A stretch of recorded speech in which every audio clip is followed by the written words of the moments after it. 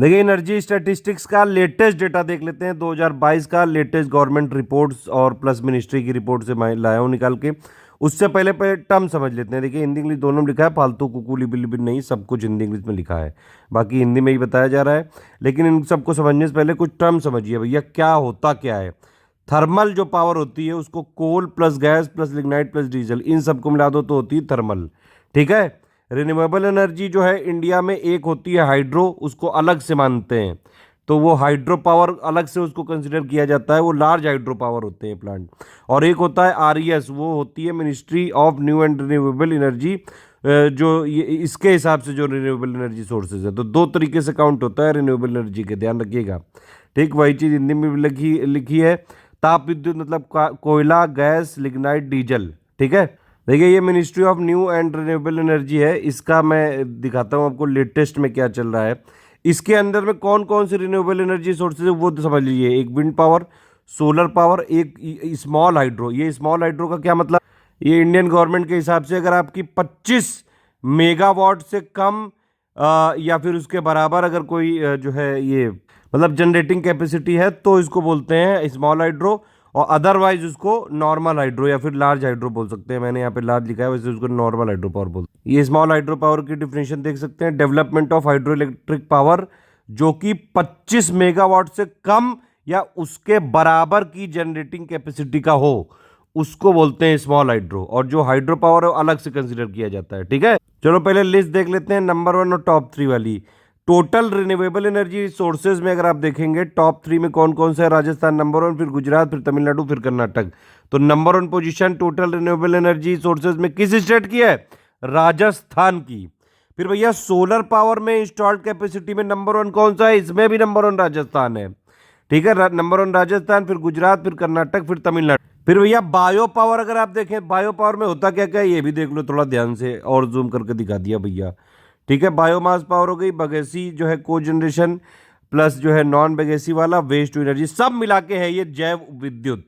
ठीक, इसमें कौन है नंबर 3, तो बायो पावर में नंबर 1 पे है महाराष्ट्र, नंबर 2 पे अपना यूपी है, नंबर 3 पे कर्नाटक, नंबर 4 पे तमिलनाडु। तो नंबर 1 पे कौन सा हुआ बायोगैस में, इसमें हुआ ये महाराष्ट्र। ठीक है, ध्यान रखना ये। फिर वेस्ट टू एनर्जी में अपशिष्ट से ऊर्जा में नंबर 1 पे दिल्ली है, आंध्र प्रदेश, फिर तेलंगाना, फिर एमपी। तो नंबर 1 पे दिल्ली है। ठीक, विंड एनर्जी की इंस्टॉल्ड कैपेसिटी में कौन सा स्टेट नंबर 1 पे है, अब तमिलनाडु है नंबर 1 पे, फिर गुजरात, फिर कर्नाटक, फिर महाराष्ट्र। तो तमिलनाडु नंबर 1 पे है, इधर नंबर 1 की पोजीशन लिखी है सिर्फ। ठीक, स्मॉल हाइड्रो पावर मैंने बताया 25 मेगावाट से कम जनरेटर जो कैपेसिटी होगी, लघुपन बिजली बोलते हैं इसको। इसमें नंबर 1 पे कौन सा है, कर्नाटक, फिर हिमाचल प्रदेश, फिर महाराष्ट्र, फिर केरल। डीजल वाले में नंबर 1 पे कौन है, तमिलनाडु, फिर केरल, फिर अंडमान एंड निकोबार आइलैंड। ध्यान रखना नंबर 1 पे तमिलनाडु है डीजल में। गैस पावर इंस्टॉल कैपेसिटी में नंबर 1 पे कौन सा है, G for gas, G for Gujarat, फिर आंध्र प्रदेश, फिर महाराष्ट्र। तो गैस पावर में है गुजरात। कोयला वाला अगर देखेंगे तो इंस्टॉल कैपेसिटी सबसे ज्यादा किस में है, किस स्टेट में, महाराष्ट्र, फिर यूपी, फिर छत्तीसगढ़। ध्यान रखिएगा। और टोटल अगर आप देखेंगे थर्मल या ताप विद्युत में भी महाराष्ट्र नंबर 1 पे है, नंबर 2 पे यूपी, फिर छत्तीसगढ़। ठीक है। न्यूक्लियर में नंबर 1 पे कौन सा है, तमिलनाडु है, फिर महाराष्ट्र, फिर राजस्थान। ध्यान रखना। नॉर्मल हाइड्रो में कौन सा नंबर 1 पे है, हिमाचल प्रदेश, फिर उत्तराखंड, फिर कर्नाटक। ओवरऑल अगर आप देखें पूरा सब मिला के, thermal, nuclear, hydro, renewable energy sources सब मिला के इंस्टॉल्ड कैपेसिटी में नंबर 1 पे कौन सा स्टेट है, महाराष्ट्र है, फिर गुजरात है, फिर तमिलनाडु, फिर चौथे पे हमारा यूपी। ये कुछ और एडिशनल फैक्ट लिखे हैं जो कि आपके लिए हो सकते हैं जरूरी। Per capita energy consumption kilowatt per hour per year में अगर आप देखेंगे 2019-20 का डेटा में हाईएस्ट था दादर एंड नागर हवेली, अब तो खैर वो दमन दीव के साथ मर्ज हो चुकी, तो हाईएस्ट था पहले उसमें। ठीक है, और सेकंड पे था दमन दीव, फिर था गोवा। स्टेट वाइज पूछेंगे तो गोवा था। ठीक है, और लोवेस्ट किस में थी, बिहार में थी। बिजली की खपत सबसे जो है प्रति व्यक्ति सबसे कम किस में थी, बिहार में। इंडिया में टोटल 23 रिफाइनरी हैं, 18 पब्लिक सेक्टर में हैं, 3 प्राइवेट सेक्टर में हैं, 2 जॉइंट वेंचर हैं। रिलायंस इंडस्ट्री की जो जामनगर वाली है वो सबसे बड़ी रिफाइनरी है, ध्यान रखना। अभी एक रिन्यूएबल एनर्जी कंट्री इंडेक्स आया था, कंट्री अट्रैक्टिव इंडेक्स 2021 में, उसमें इंडिया की पोजीशन थी 3rd यूएस और चाइना के बाद। और ये जो इंडेक्स था ये किसने पब्लिश किया था, अर्नस्ट एंड यंग। इंडिया ने काफ़ी एम्बिशियस टारगेट ले रखे हैं। पहले हमारा 175 गीगावाट था 2022 तक, अब मोदी जी ने उसको 500 गीगावाट कर दिया है 2030 तक। अब आप ये बताइए, ये 500 गीगावाट में सोलर कितनी और विंड कितनी, जल्दी से कमेंट करके बताओ जरा। इलेक्ट्रिसिटी के प्रोडक्शन में बात करें तो इंडिया नंबर 3 पे है, ठीक है, और इंडिया नंबर 3 पे है ये इलेक्ट्रिसिटी के प्रोडक्शन में। इलेक्ट्रिसिटी के प्रोडक्शन में इंडिया नंबर 3 पे है, चाइना नंबर 1 पे है, यूएस नंबर 2 पे है, ध्यान रखना। और ये जो renewable energy country attractive index है, यहाँ पे इंडिया की 3 रैंक थी, यूएस नंबर 1, नंबर 2 चाइना, ये ध्यान रखना। बाकी और भी कुछ बात कर लेते हैं। इलेक्ट्रिसिटी के प्रोडक्शन में नंबर 3 पे है इंडिया, रिन्यूएबल एनर्जी की कैपेसिटी में इंडिया नंबर 4 पे है, विंड में भी 4 पे है, और सोलर में नंबर 5 पे है, न्यूक्लियर में नंबर 10 पे है। इंडिया में 23 ऑपरेशनल न्यूक्लियर रिएक्टर हैं, ध्यान रखना। अगर ये क्वेश्चन पूछा जाएगा कि दुनिया में सबसे ज्यादा मतलब न्यूक्लियर पावर से प्रोडक्शन कहाँ पे किया जाता है, कौन सा देश लार्जेस्ट प्रोड्यूसर है न्यूक्लियर पावर का, तो उसमें आंसर होगा यूएस, ठीक है। लेकिन अगर ये पूछा जाएगा कि किस देश की सबसे ज्यादा परसेंटेज ऑफ इलेक्ट्रिसिटी न्यूक्लियर से जनरेट होती है, उसमें फ्रांस है। करीबन 70% से ज्यादा जो इनकी 70% से ज्यादा जो फ्रांस की इलेक्ट्रिसिटी कंजम्पशन है, मतलब इलेक्ट्रिसिटी जो इनका है, वो 70% से ज्यादा तो न्यूक्लियर पावर से बनाते हैं। ये दोनों चीजें अलग अलग हैं। न्यूक्लियर जो पावर का लार्जेस्ट प्रोड्यूसर यूएस है, लेकिन परसेंटेज वाइज सबसे ज्यादा कहां प्रोडक्शन होता है न्यूक्लियर का, तो वो है फ्रांस, ठीक है। सबसे ज्यादा न्यूक्लियर रिएक्टर किस देश में है इस समय जो ऑपरेशनल है, यूएस में है 93 रिएक्टर, ठीक है। अगर ये पूछेंगे भैया रिन्यूएबल एनर्जी का मतलब किस देश में, मतलब ये अगर पूछ सकते हैं कि किस देश में रिन्यूएबल एनर्जी से सबसे ज़्यादा इलेक्ट्रिसिटी प्रोड्यूस की जाती है, तो भैया नॉर्वे है। नॉर्वे में आप देख सकते हैं 98.4% जो इनकी इलेक्ट्रिसिटी है वो रिन्यूएबल एनर्जी से जो है कर रहे हैं प्रोड्यूस। तो ये काफ़ी जो है अच्छी बात है, और इंडिया को भी इसकी तरफ कदम बढ़ा रही है हमारी सरकार। अगर आप देखेंगे भैया इलेक्ट्रिसिटी जो कंजम्पशन होता है इंडिया में सबसे ज़्यादा कहाँ पे होता है, तो सबसे ज़्यादा इंडस्ट्रियल होता है, नंबर 2 पे रेसिडेंशियल, फिर एग्रीकल्चर, ठीक। और इंडस्ट्री के अंदर भी सबसे ज़्यादा होता है आयरन और स्टील। रीजन वाइज अगर पूछ लें भैया इलेक्ट्रिसिटी जनरेशन, तो सबसे ज़्यादा कहाँ पे है, वेस्ट में है, फिर साउथ, फिर नॉर्थ ईस्ट, फिर आइलैंड। एनर्जी अगर एनर्जी कंज्यूमर के हिसाब से बात करें तो इंडिया वर्ल्ड का 3rd लार्जेस्ट एनर्जी कंज्यूमर है, नंबर 1 पे चाइना, नंबर 2 पे यूएसए के बाद। और अगर CO2 के इमिटर की बात करें तो उसमें भी इंडिया नंबर 3 पे है, 3rd लार्जेस्ट इमिटर है, चाइना और यूएसए के बाद में। अगर ये पूछेंगे भैया कि कोल और जो लिग्नाइट होता है इंडिया में, उसका सबसे बड़ा कंज्यूमर कौन सा है, फील्ड पावर सेक्टर है, इलेक्ट्रिसिटी है, मैंने मिनरल वाले वीडियो में बताया था, याद है आपको।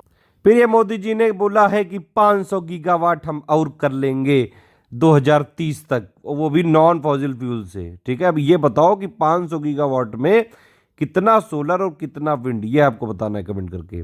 एक और चीज बताइए कि वर्ल्ड का लार्जेस्ट सोलर प्लांट कहाँ पे लोकेटेड है, जल्दी से बताइए, ये कंफ्यूजिंग क्वेश्चन है। फिर भैया ये देख सकते हैं आप कि ये जो COP26 में हुआ था उसमें ये भी एक और वो बात बोली गई थी कि 50% जो हमारी एनर्जी रिक्वायरमेंट होगी वो रिन्यूएबल से पूरी करेंगे 2030 तक, ठीक है। काफ़ी तेज़ी से उस पर कदम भी बढ़ाए जा रहे हैं। एक पंचतंत्र टाइप का एक और चीज़ आई थी, ये भी ध्यान रखिएगा। COP26 जो हुआ था ग्लासगो में, यूनाइटेड किंगडम में, ये पंचामृत है, सॉरी पंचतंत्र बोल रहा हूँ, पंचामृत है ये, इंडिया के क्लाइमेट एक्शन से रिलेटेड है कि 500 गीगावाट नॉन फॉसिल फ्यूल से जो है 2030 तक 50% एनर्जी कंजम्पशन हम करेंगे रिन्यूएबल एनर्जी से 2030 तक, ठीक है। नेट जीरो एमिशन होना चाहिए 2070 तक, और कार्बन जो इंटेंसिटी है इसका भी रिडक्शन करेंगे 2005 के लेवल पे 45% 2030 तक, ठीक।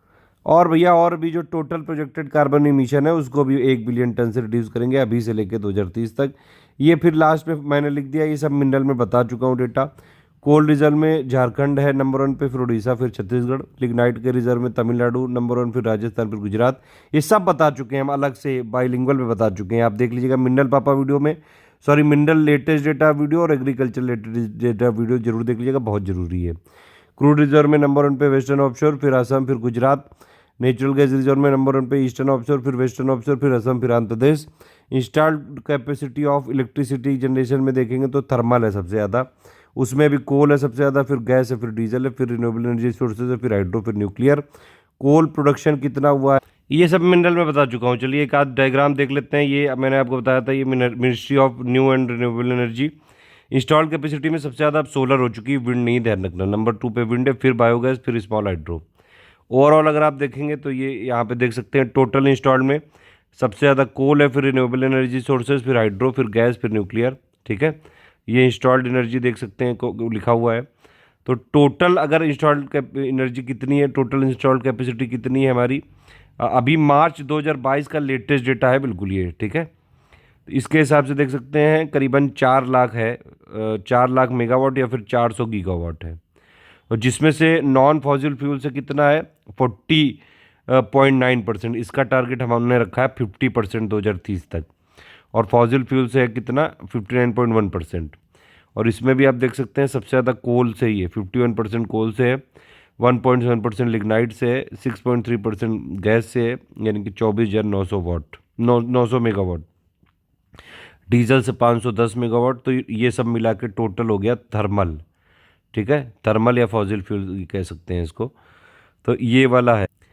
फिर उसके बाद अगर आप देखें तो ये रिन्यूएबल एनर्जी सोर्सेज में इंक्लूडिंग हाइड्रो लिखा है। ये अपनी ही मिनिस्ट्री में बताइए, अलग अलग मिनिस्ट्री में अलग अलग चीज़ें लिखते हैं। खैर, तो वो जो MNRE बनी है वो हाइड्रो लार्ज वाला के अलावा बनी है वो। ठीक है, हाइड्रो की जो है कैपेसिटी इतनी 11.7%, सोलर की है 13.5%, विंड की है 10.1%, वेस्ट टू एनर्जी की 0.1%, स्मॉल हाइड्रो की 1.2%, न्यूक्लियर की 1.7% है। तो ये कुछ इंपॉर्टेंट चीज़ें थी। अब ये देखिए, ये एक्चुअली सेक्टर वो मतलब रीजन वाइज है। तो मैक्सिमम जो है कोल, अगर देखेंगे कोल की इंस्टॉल्ड कैपेसिटी कहाँ पे है, वेस्टर्न रीजन में, लिग्नाइट की साउथर्न में, गैस की वेस्टर्न में, थर्मल की वेस्टर्न में, न्यूक्लियर की साउथर्न में, हाइड्रो की नॉर्दर्न में, रिन्यूएबल एनर्जी सोर्सेज की साउथर्न में है, रिन्यूएबल की साउथ में ही है, और ओवरऑल की टोटल वेस्ट में है। ये देखिए मोस्ट न्यूक्लियर रिएक्टर कहाँ पे है, सबसे ज़्यादा US में, फिर फ्रांस, फिर चाइना। इंडिया में कितने हैं, 23 रहे हैं वैसे। ये लेटेस्ट डेटा इंडिया का 23 है। ठीक है, तो ये ध्यान रखिएगा। ये टोटल जनरेशन अगर आप देखेंगे बिलियन यूनिट में, तो ये इस समय कितना है 2020-21 में, 1381.9 बिलियन यूनिट है ये। ठीक, टोटल जो इंस्टॉल कैपेसिटी है इंडिया में, उसमें प्राइवेट सेक्टर से करीबन 49%, गवर्नमेंट का 51% है करीबन। तो ये हो गया, छोटा सा डेटा है, देख लीजिएगा, बहुत इंपॉर्टेंट है। बाकी मिसलेनियस पापा वीडियो में इसको अपडेट कर दिया